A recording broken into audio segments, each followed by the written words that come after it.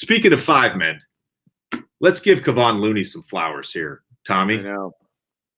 Let's give him some flowers. It's actually not crazy. He's done this before. People sleep on him. Yeah.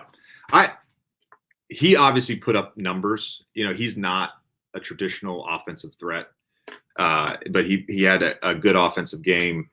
He's a great offensive rebounder and all that stuff. But, dude, this is a carryover from game one. His defense has been outstanding. 1 for 11 as the primary defender in game two. 9 possessions, 9 isolations versus Luka. 6 points the Mavs scored out of that. That's not good offense. And Luka was phenomenal in game two. Great bounce back after that poor second half. Kevon Chamberlain, I like that. I like that. On the last one.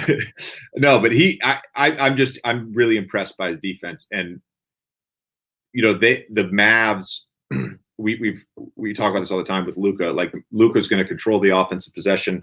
He's going to manipulate. He's going to have the ball in his hands. He's going to manipulate, and he's going to get the matchup that he wants. And so far, Kevon Looney has not been a good matchup, and they've tried to go at him at times, but that's not been a good matchup. They'll probably go away from that. The other guy is Steph. Great stat here.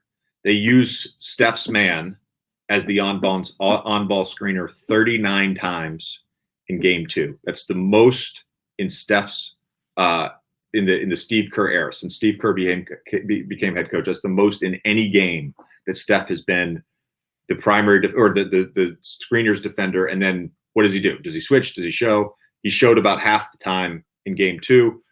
They're probably going to keep doing that. I would look for that. The other really interesting stat about this game, and our guy Bob put this up on Twitter, with Draymond on the floor, and Draymond was in foul trouble. Yeah. Draymond on the floor, the Warriors offense scored about 1.18 points per possession, which is about league best average. With him off the floor, they scored 1.48.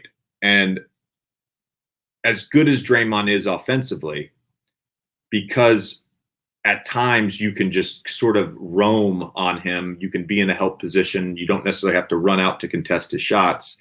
That can create, and at 1.18, that's great. That's great offense. I just thought that disparity was really startling. They really were able to spread the floor. They really were able to create opportunities with him off the court. And that's not a knock on him, because he's, as he talked about on the podcast, he's so smart at being able to move the ball and move the defense and pick things apart. It's not a knock. I just found that stat really surprising. But what do you think? Because I'm curious, if you're the Mavs and you've got Draymond in foul trouble, Luka goes for 40 plus, Jalen Brunson goes for 30 plus. You're up 19, you lose. You think you win that game? Yeah, I don't know. There's if you get blown out in game two, I don't think you come back to Dallas and you're like, oh man, we're not going to win this series. When you lose in that fashion, it's a little. I've been in that situation as a player. We're like, oh, we actually did a lot of great things and we lost. Like, that's a little bit discouraging. Well, I was gonna make this. I was gonna ask you a version of this with this Heat Celtics series as well. I think that game 3 is discouraging. I think when you lose, when a guy like Jimmy isn't playing, that's discouraging. I know they're down, but I think when you lose, it's like when you feel like you have a chance to steal one and it's right there, and especially against a team like the Warriors, that you're not going to get a lot of those chances, and you feel like you let it sort of like fall through your fingers. It is discouraging. What I will say with this Mavs team, and I think a lot of us made this mistake probably last round, was they're a different team at home in the playoffs, or they have been at home so far. And I was going to ask you about, it feels like the Warriors have cleaned up a lot of their issues that they had in the Memphis series from just like a sloppiness standpoint and just like a overall efficiency standpoint. Do you think that is going to continue? Because they've been on and off with that this year. It feels like that inconsistency has been the one question mark with them. It's like they're clearly have an insane amount of talent on this roster, especially with Poole playing the way that he is.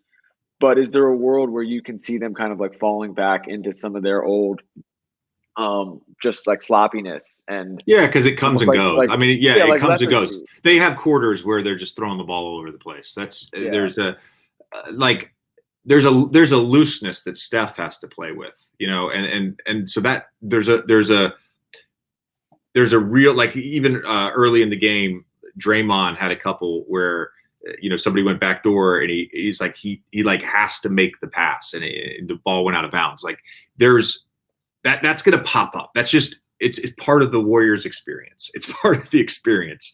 Yeah. You mentioned the Mavs being down 2-0 and being better at home. Like the other thing we should also mention here is all the adjustments that Jason Kidd made after Game 2 in the Phoenix series. So I do think this will end up being a series. I don't know that it'll go 6 or 7, but I think Dallas gets at least one at home.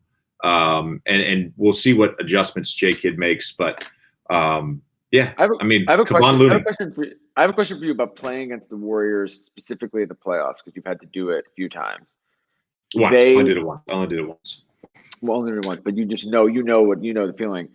When they punch you in the mouth with these runs, no matter who it is, when they punch you in the mouth with these runs, does it feel unique, and does it feel like, but I guess what I'm curious is, like, now that these guys have gone through this, does it make it easier when it's coming to sort of make adjustments and also almost kind of like handle it mentally once you've sort of seen it? Is it like hard to kind of understand what it feels like when you're in this until you actually have to experience it? Yeah, it's a good question.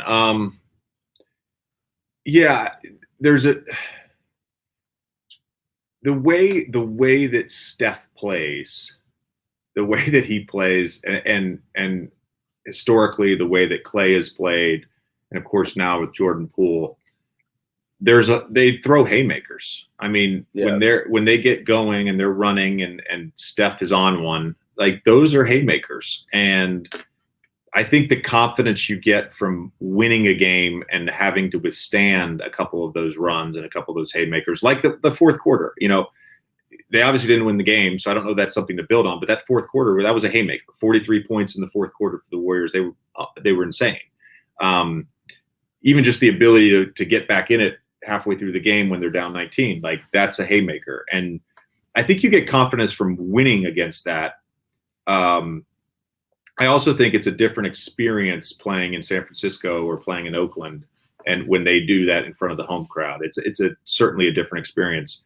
The Warriors, they've always been a great third quarter team. So that's sort of the quarter to watch. If you're the Mavs tonight, it's like, we're going to play well. We're going to make it a game first half. Like, you've got to come out in that second half knowing that Steph Curry has read all the Twitter comments to get himself going. He's reading everything. He's reading everything. All right. It does feel like Luka. I mean, who knows what's going to happen in the series, but it does feel like Luka is uniquely built to handle runs like that with the way that he plays and the pace that he plays at. He's not getting rattled by anything. Yeah, I mean, I saw a couple comments like after that we released the Trae Young video where we were talking about the college crowds chanting "F you" to us, and a couple of comments were talking about, hey, you should come to a game in Europe and experience a really hostile crowd. Luka's lived through this. Luka's seen it all. Grenades. Yeah, he's wanted a high. He's unfazed by all of it. He's unfazed by